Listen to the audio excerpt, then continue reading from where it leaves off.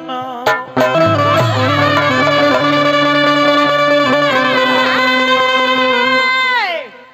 आज के जकर्ता महाराज की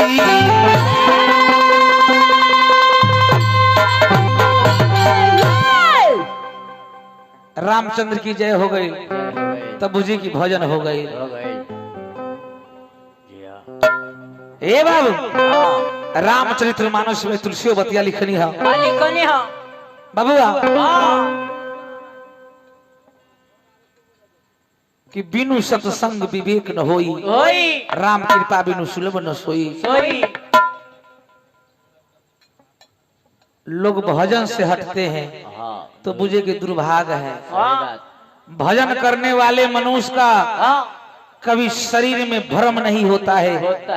भक्ति करने से शक्ति का प्राप्त होता है।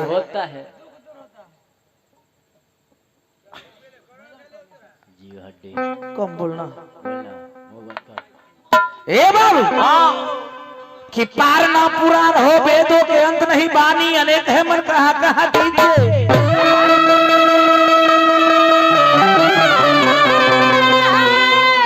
काव्य की कलाई अनंत, छंद की प्रबंध बहुराग है, रसीली रस मन कहाँ पीजिए। 100 बातन में एक बात तुलसी जी बताए जात, जीवन सुधारो तो राम नाम लीजिए। अगर जीवन सुधारना है तो भगवान का नाम लीजिए। ए बाबू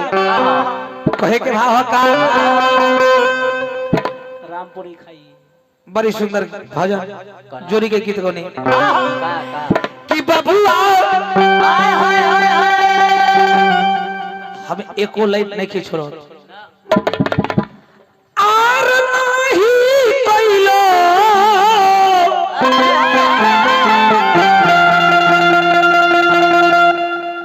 हरि जी की भजनमा बबुआ तो काम ना आई खजाना।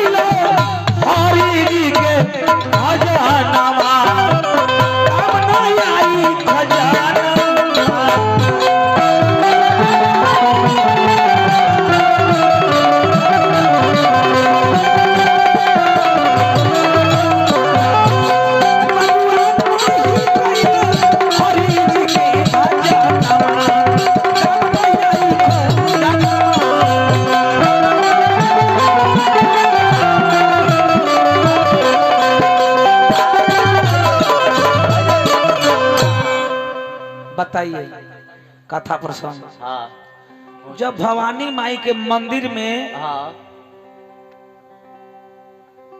रहनी हाँ सीता जी तो माई से कहली कि माई है दर्श दिखावा। देखा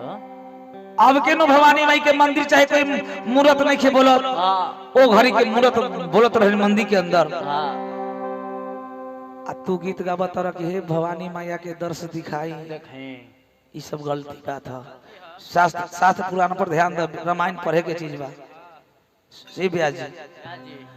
भवानी माई कहने की बिने प्रेम बस भई भवानी भवानी खसी माल मृत मुस्कानी हाँ सुनो सिए सत्य अशीष हमारी हमारी पूर्ण हुई मन कामना तू। भवानी माई कहले इतना बतिया कल की जा बेटी तरह मन के मनकामना पूरा होई। होई। अब है न देश विदेश में ढिढोरा पिटाइल रहल हाँ, हाँ। बाबूआ हाँ। देश विदेश के निरेश साइल बरे बरे। संबर में बैठल रहनी हाँ। आ धनुष चालू हो गई टुरतुरे के। हाँ टूटी गेले ओहे घड़ी पुरोहित सतानंद जी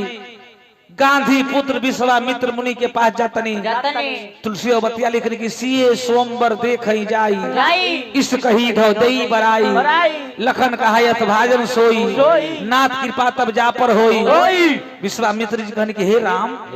आज चल के देखल जाओ कि आज सोमवार में विधाता केकरा बराई देता नहीं। लक्ष्मण जी मुस्कुरा के हंसनी करी हे गुरु जी दोसर केकरा बराई होई जेकरा पर और कृपा है ओकरे होई। इस बात के याद कर रखो। हाँ रखो लिखो मुठिया ए आपको बेटा भी लग में नहीं आएंगे पिताजी नहीं आएंगे आ ई मोहन जी भी नहीं आएंगे। डंटा से खा ली अखी तो जौरे पूरी खाई छो ना पूरी जौरे हाँ आ कोरोना पकड़ तो डंटा से हमार जब देखे तो अलगे से देखबो अलगे से आ इनका कोई मोहन जी जा हो ना तो हमर गोतिया याद न होई हम कथि दिए आ पूरी खा ले गोतिया हो ए बाबू तो कहे के भालो बाबा का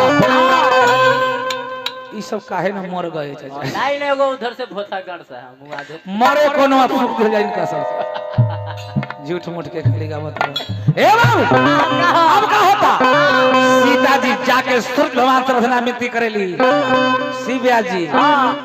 कहतरी के जरूर गीतिया गोनी है कि उगे सूरज बाबा हाँ ध्यान भाव का कि उगाए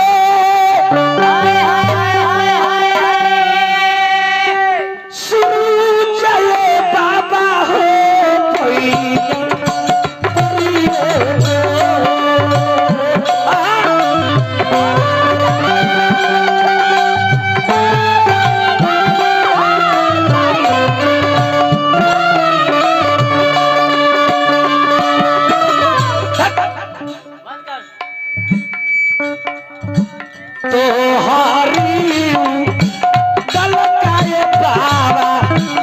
सगरी हो जो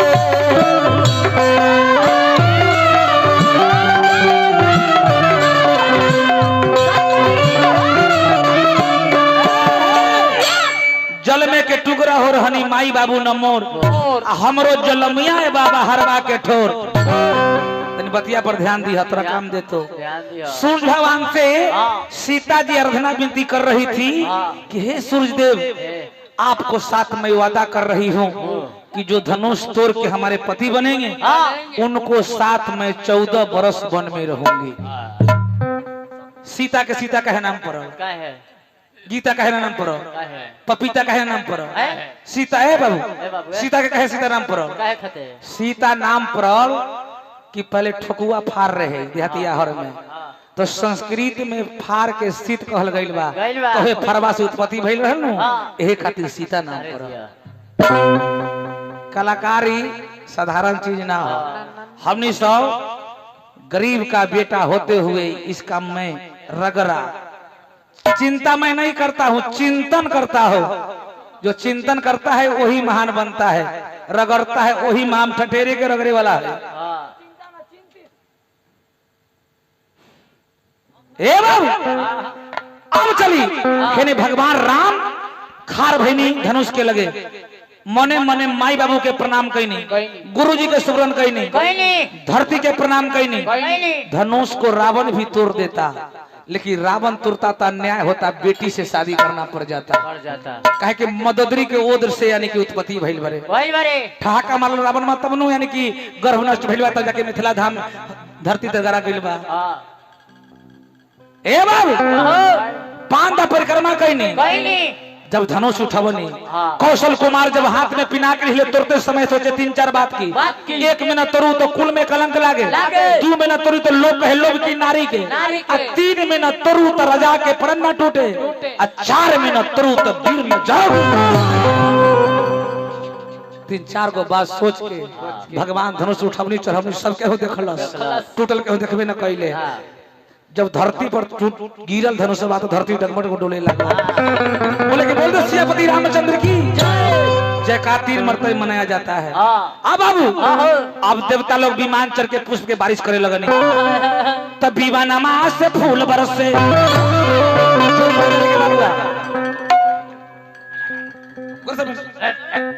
विमानमा से फूल बरसे विमान कहाँ रहे गगन में अरे गगनमा से फूल बरसे धनुषा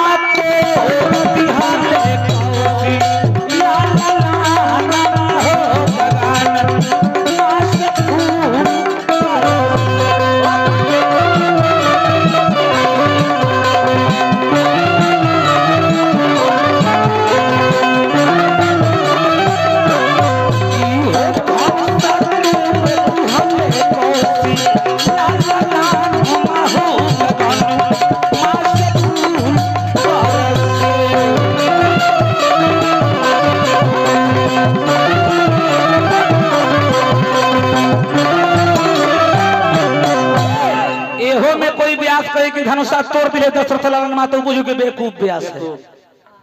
दशरथ जी के बेटा रहले हैं आ तू टंगरी समेट के बैठे ई बनावटी हम कलाकार न हम जलमौटी कलाकार रखले वो देखो सीताराम मां को पंचायत भवन खोल के सूतल भरे हां एको कोई सूत्र ए बाबू अब चली देवता लोग विमान चढ़ के पुष्प के बारिश करे लगनी बबुआ हेने धनुष बात 3 खंड में भइल रहे एगो स्वयंवर में रह गई एगो लंगोपति रावण के यहाँ गइल बा आ एगो महेंद्र नामक पर्वत परशुराम जी के पास गई तो आज तो हम इनकी शमशान घाट के डोम बोलने बनी परशुराम समझ हटावा तनी अब चलिए अब हेने का होता सखी सब कहले कि जयमाला करा दिला जरूरी है जयमाला राम भगवान खार बने सीता जी माला लेके जातनी पूजा के थाली सजा के आ सखी सब कहली का कि पहिराव सखिया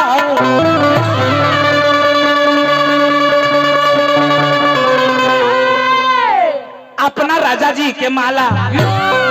जब सीता जी माला लेके खड़ा नहीं नु सीता जी 6 साल के रहने आ भगवान राम 15 साल के रहने 6 साल के लड़की के यानी कि 15 साल के लड़का के गला पर मला हाथ चूमी लक्ष्मण जी कहने की बड़ा जुलुम बुझाता कि भैया जब ले झुकी है नु तब ले बुझा कि सीता जी जीवन भर मला लेके खड़े रह जाइए कुमारी रह जाइए लक्ष्मण जी तेज रहने राम से ज्यादा संस्कारी रहने शेष अवतार रहने राम के चरण पे गिर गई जैसे ही झुक के उठबनी नु ओहे घड़ी सीता जी माला डाल देले बने और राम सीता के गला में माला डाल देले बने 3 प्रकार के शादी हो गई बा बोल दे सियापति रामचंद्र की जय। आप बताओ माला का चीज के रहे फूल कह दियो कि फूल के रहे फूल के मुंह में यानी कि धान सुखले ध का चूरा कूट देते वो फूल के माला न रहे वो मणि के माला रहे 5 गो मणि सुअर के मणि शंख के मणि नाग के मणि पर्वत के मणि धरती के मणि मणि के माला रहे ओहो में जय के माला जब 10,000 वीर से ना टूटल नन्हे चुके लइका तोड़ दिलस एक जय के माला आखिरी जयमाला होता है ओकरा बाप से वो टूटबे नहीं करता है कहते हम जयमाला करेंगे जयमाला रुक गया क्यों जयमाला खनी मार हो जाता है लड़का से पहले लड़का के दोस्त तो बहनोई माला पहना देता है तो पूरी कुर्सी चलने का चालू हो गया अब क्या होता पहले आरती उतारो आरती उतारा गइल बा पहले आरतिया हो सिया राम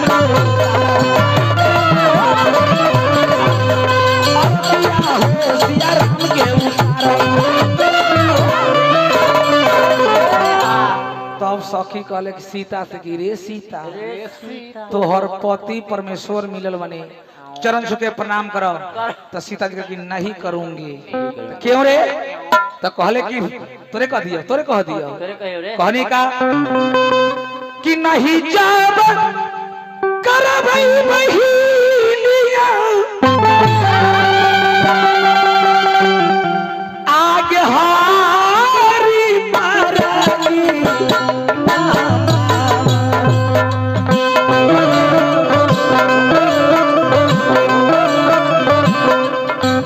आगे हारी मारके नममा नहीं जाब करबै बहिनिया नहीं जाब करबै बहिनिया आगे हारी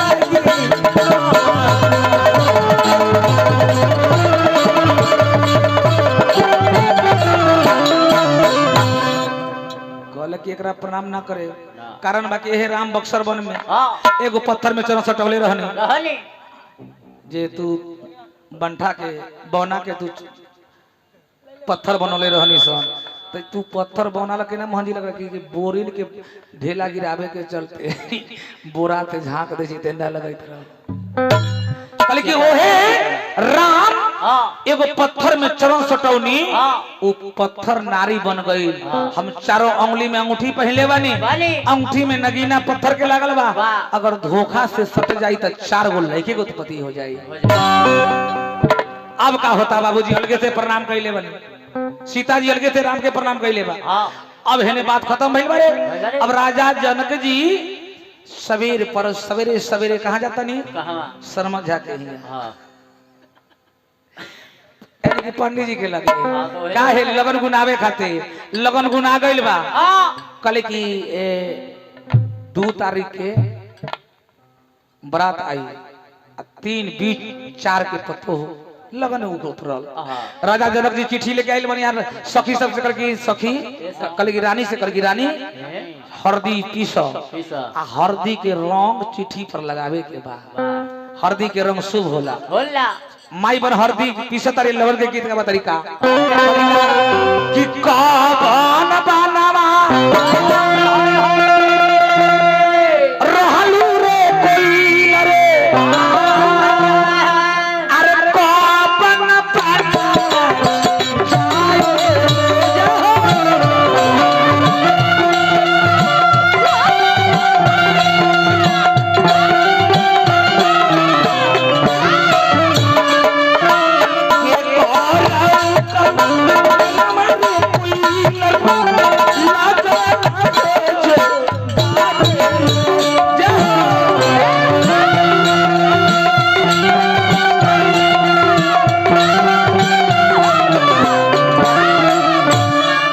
बाबा बनवा रहलू रे कोइलर सैया बनवा जाइले आ सीता बेटी के कारण रे कोइलर लगना जोगावेले चिट्ठी पर हरदी के रंग लगावा तनी हजाम भाई लेके जातनी कथा तो ठीक रहल हजाम भाई ते कहवा अयोध्या अयोध्या कहाँ रहल बिहार में उत्तर प्रदेश में हजाम चिट्ठी लेके गइल बारे राजा दशरथ जी के हाथे मिलल बा दशरथ जी के बुझाइल कि कोनो हित कुटुंब से खबर आइल बा सब समाचार बा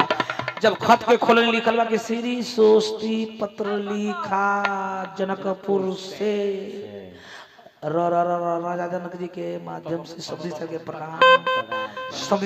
मालूम का कि 2 तारीख के बरात लेकर आवे के बाद 3 बीच 4 के पुतोह लेके जाए के बाद खत के भैया छाती पर मुका मारने करी जाब सोच जाए विश्वामित्र जी का कोइलो बबुआ आर छातिया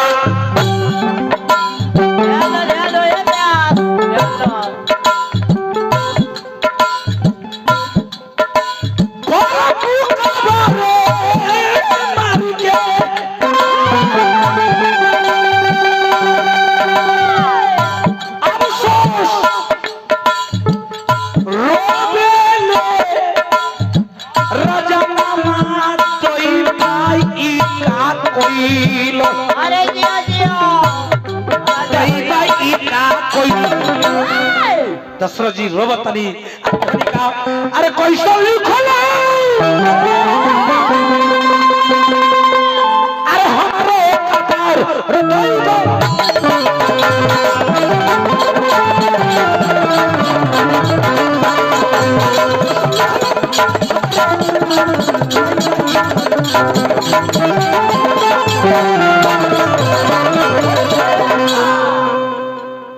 दशरथ जी के आंख सासू बहल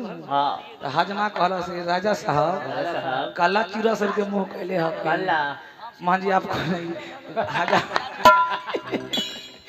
हजाम कहा राजा दशरथ जी से आप तो खुशी मनाइए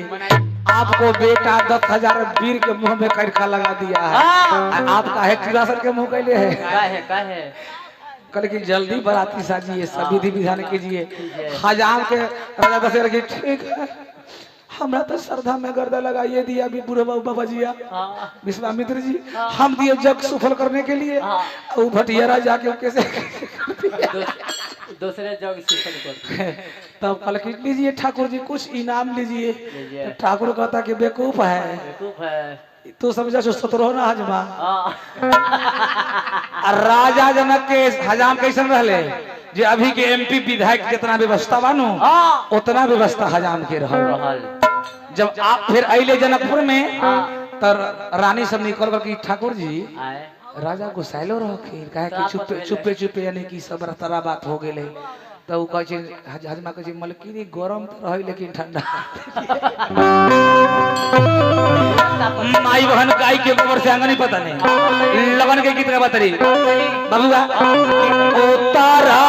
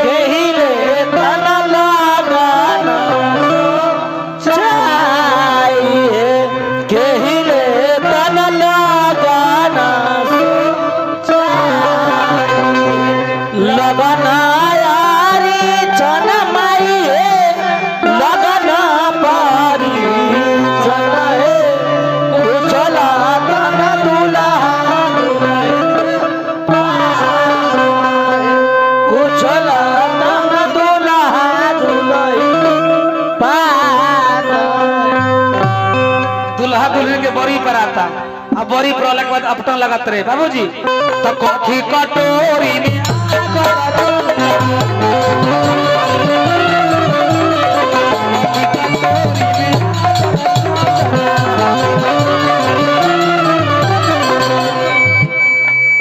कॉफी कटोरी करुआ तेल अपटन लागी रही सोने कटोरी में अगर चंदन रुपए कटोरी करुआ तेल अपटन लागी रही अपटन के लगल कि अपटन लगावे चले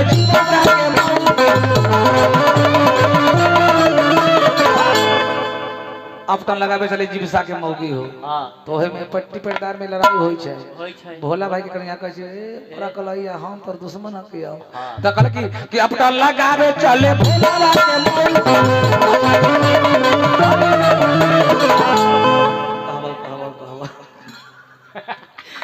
दूसरा के कहबे त ई कहे लगै छै से बुढ़वा कह हमरा कह हम के हमरा माय के परस का कि अपटन लगावेला बबुआ के मुंह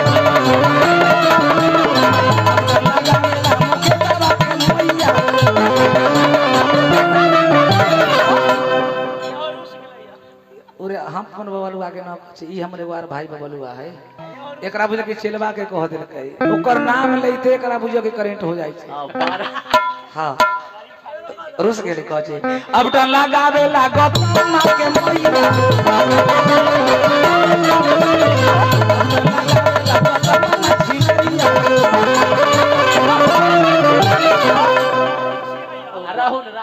ओहो रूस गेली छे हां आ तोरा ई कहले हां अब कह छे अब त लगावेला अब त लगावेला मुके बाबा के फूला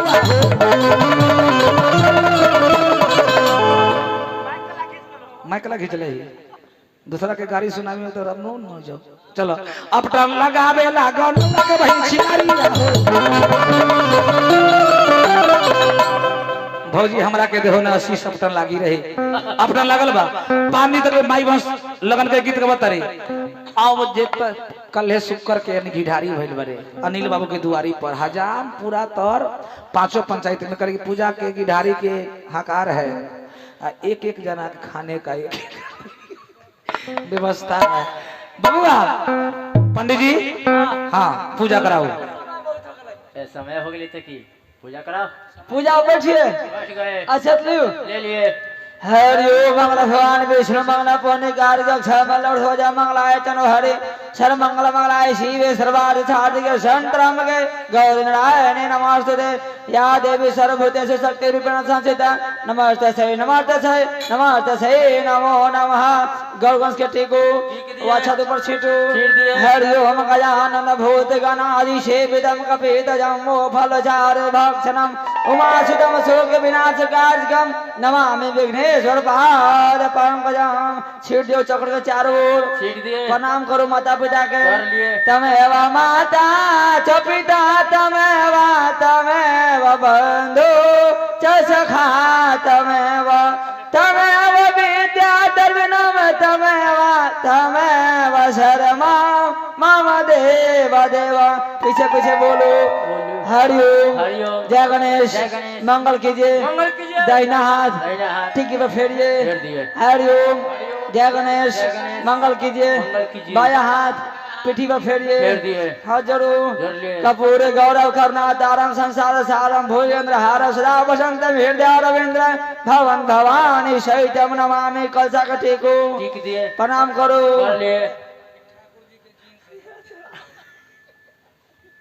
छपन को प्रणाम करो ओम जयंती मंगला काली भद्र काली कपाले दुर्गे क्षमा शिवा धात्रे स्वाहा स्वधा नमस्ते उमाद करो ओम विष्णवे स्वाहा ओम भूर्भुवः स्वाहा ओम ज्ञान ज्योति नमः स्वाहा परम पिता पर ध्यान लगाओ हरि ओम गजानन भूत गणादि सेवितम कपित जम्बो फलचार भक्षणम उमासुतम शोक विनाशकारिकम नमामि विघ्नेश्वर पाद पंकजम या देवी सर्वभूतेषु विद्यारूपेण संस्थिता नमस्ते नमो नमः प्रथम अध्याय शुरुआतम सोनावध कन्या कालावध कन्या रेवा खंड सप्तमाध्याय समाप्तम भयो नमः शिवाय नमः पुनः दुख जानाय फलजहनेशाय प्रातः बोले ब्रह्म सत्यनारायण स्वामी की जय वृंदावन बिहारी लाल की जय पंडित जी शंख पानी पटाका शंख हो जाए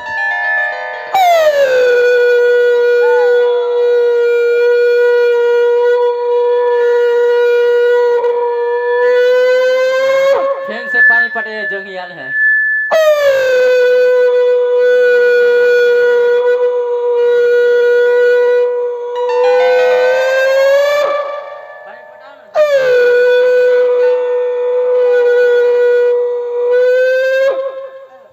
पंडित जी के बेटे में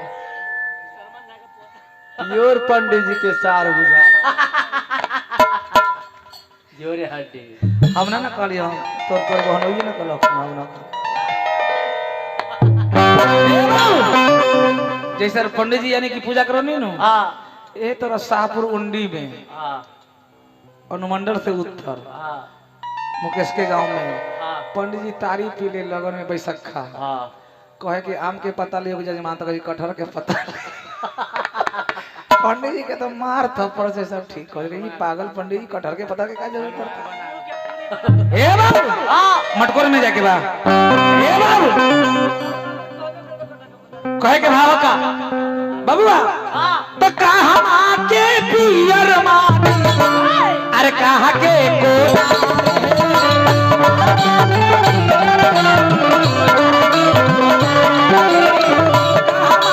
पियर मारी कहां की कोदार ही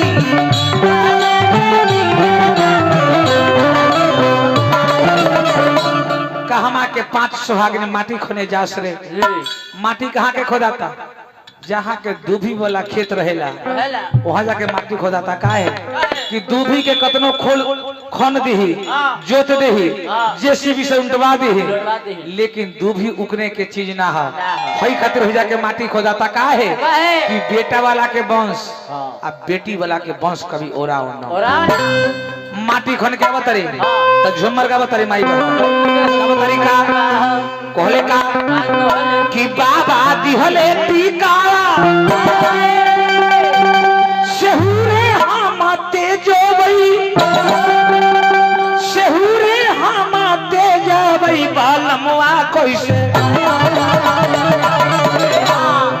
बालमवा कैसे तेजोबई नदी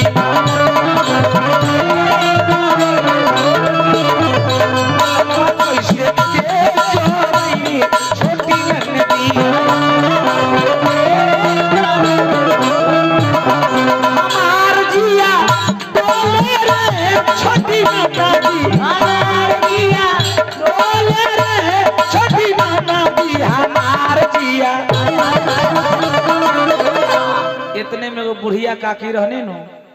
दांत नहीं खे ओकर के हट एको गो चौखट नहीं खे। तू यानी कि नायका जमाना वाला गीत गावे है। बुढ़िया का तरीका मोहन जी कहले का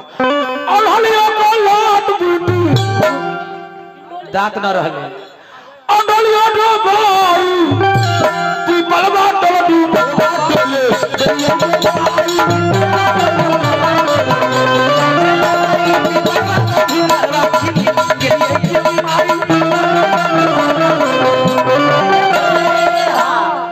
झुमरा खेली हम खार भली अंगनमा त हजमा है नेरवा लेके खरा के माई मर का था हे जे बा बाबूआ।